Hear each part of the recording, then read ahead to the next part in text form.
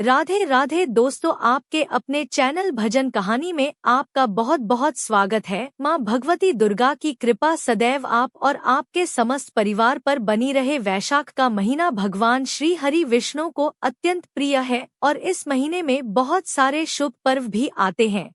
वैशाख के महीने में विशेष रूप से भगवान श्री हरि विष्णु और परशुराम जी की उपासना की जाती है, पूजा की जाती है। मान्यता है कि वैशाख मास में पूजा पाठ करने से, व्रत धारण करने से और सुबह उठकर स्नान करने से सुख समृद्धि मिलती है, पुण्य में वृद्धि होती है और घर में खुशियों का वास होता है। और इसलिए बहुत सारे भक्त हैं जो कि वैशाख मास का स्नान करते हैं और बहुत सारे भक्त ऐसे भी हैं जो कि पूरे महीने का व्रत धारण करते हैं।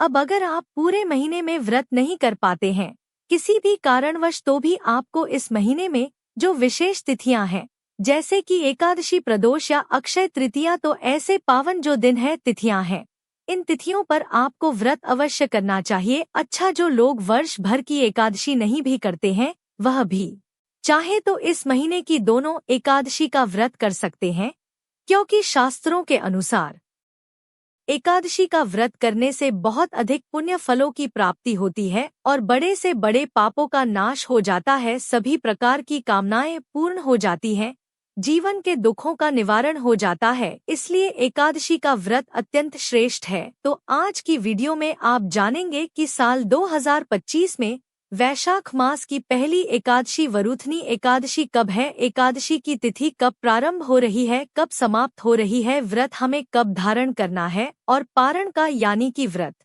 खोलने का शुभ मुहूर्त क्या है, आज के दिन किस प्रकार से भगवान श्री हरि विष्णु की पूजा हमें करनी चाहिए, कौन सा उपाय करना चाहिए और कौन सी वस्तुएं भगवान को अर्पित करें, किस प्रकार से नियम पालन करें जिससे कि इस व्रत का, इस पूजा का संपूर्ण फल हमें प्राप्त हो और जिस भी कामना से हम पूजा आराधना करते हैं या फिर व्रत धारण करते हैं, हमारी वह कामना पूर्ण हो। इसके लिए आज विशेष क्या करना चाहिए, यह संपूर्ण जानकारी आपको आज की वीडियो में शेयर करने वाली हूँ, तो बहुत महत्वपूर्ण है। आज की वीडियो पूरा जरूर देख लीजिए। अच्छी लगे वीडियो तो लाइक भी जरूर कीजिए, क्योंकि आपके लाइक्स, आपके कमेंट्स मेरे लिए बहुत महत्वपूर्ण होते हैं।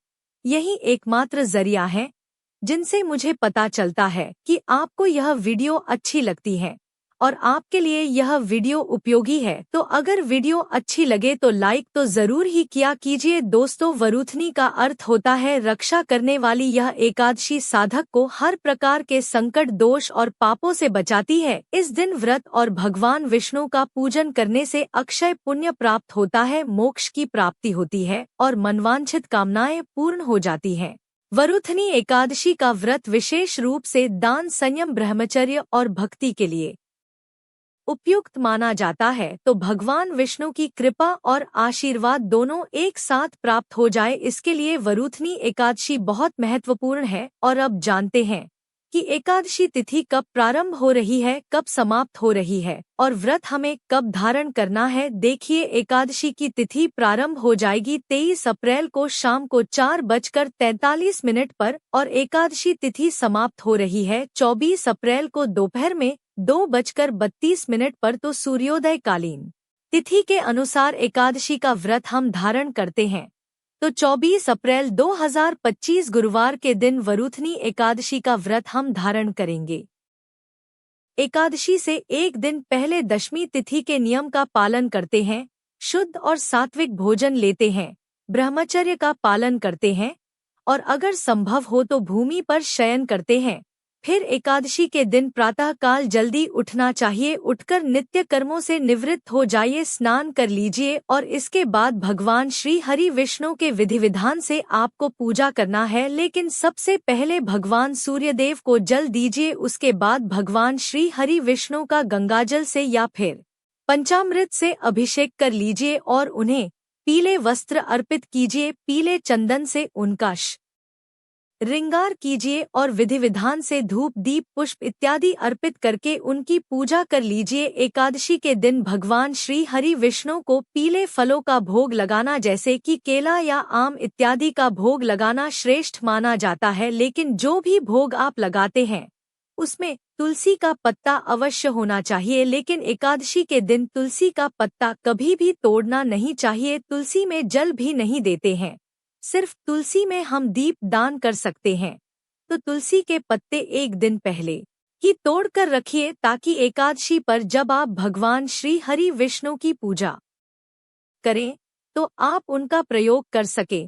एकादशी के दिन भगवान श्री हरि विष्णु की प्रसन्नता के लिए विष्णु सहस्त्रनाम का पाठ करना श्रेष्ठ माना जाता है। इसके अलावा कोई भी मंत्र जैसे कि ओम नमो भगवते वासुदेवाय या ओम नमो नारायणाय, मतलब भगवान श्री हरि विष्णु के किसी भी मंत्र का, किसी भी स्तोत्र का पाठ आप कर सकते हैं। एकादशी का व्रत फलाहार, जलाहार और इसके अलावा निर्जला भी रखा जाता है, तो आप अपनी शारीरिक क्षमता का ध्यान रखते हुए व्रत को फलाहार के द्वारा भी कर सकते हैं, चाहे तो निर्जल भी धारण कर सकते हैं।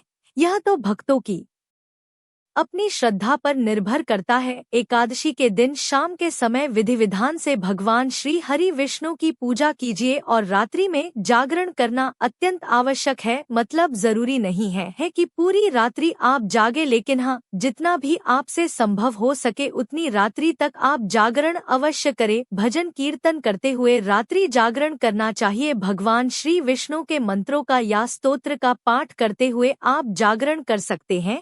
अखंड दीपक रात्रि में अवश्य प्रज्वलित करना चाहिए। अखंड दीपदान एकादशी के दिन करने से एकादशी व्रत का संपूर्ण फल हमें प्राप्त होता है, और जिस भी कामना से हम दीपदान करते हैं, हमारी वह कामना भगवान श्री हरि विष्णु की कृपा से पूर्ण होती है। और जो भक्त व्रत नहीं करते हैं, वह भी एकादशी की रात्रि में जागरण कर सकते हैं, भजन कीर्तन कर सकते हैं। पूजा पाठ तो आपको करना ही है और अखंड दीप दान आपको जरूर करना है। और एकादशी व्रत का पारण हम करते हैं द्वादशी तिथि में, तो द्वादशी तिथि के दिन आपको प्रातः काल जल्दी उठना है। उठकर नित्य कर्मों से निवृत्त हो जाइए, स्नान कर लीजिए, फिर विधि विधान से भगवान श्री हरि विष्णु की पूजा करके शुद्ध और सात्विक भोजन बनाकर भगवान को भोग लगा दीजिए। और अगर संभव हो तो किसी ब्राह्मण को घर बुलाकर भोजन करा सकते हैं, या फिर ब्राह्मण के निमित्त भोजन की कच्ची सामग्री का दान भी आप कर सकते हैं। इसके बाद स्वयं भी आप शुभ मुहूर्त में अपना व्रत खोल सकते हैं, व्रत का पारण कर सकते हैं। देखिए, द्वादशी तिथि में व्रत का पारण हम करते हैं और द्वादशी तिथि प्रारंभ हो रही है 24 अप्रैल 2025 को दोपहर में 2:32 पर, और द्वादशी तिथि का समापन हो रहा है 25 अप्रैल को सुबह 11:45 पर। तो वरूथनी एकादशी व्रत का पारण हम करेंगे 25 अप्रैल को सुबह 5:46 से सुबह 9 बजे तक। एकादशी व्रत का पारण हमेशा शुभ मुहूर्त में करना चाहिए और द्वादशी तिथि समाप्त होने से पहले आपका पारण हो जाए, इस बात का आपको ध्यान रखना चाहिए। दोस्तों, उम्मीद करती हूँ कि आप इस चैनल पर आने वाली वैशाख मास की कथाएं जरूर सुनते होंगे। अगर आप अब तक नहीं सुन पा रहे हैं तो आज से ही सुनना प्रारंभ कीजिए। और आज की वीडियो अगर आपको अच्छी लगी हो तो वीडियो को लाइक जरूर कीजिए, संभव हो तो शेयर भी कीजिए, और चैनल पर पहली बार आए हैं तो सब्सक्राइब करके बेल आइकन को जरूर प्रेस कर लीजिए। इससे यह होगा कि इस चैनल पर जो नई वीडियो अपलोड होंगी उनकी नोटिफिकेशन आपको सही समय पर प्राप्त होगी। मिलती हूँ मैं आपसे अगली वीडियो में, तब तक के लिए जय श्री राधे।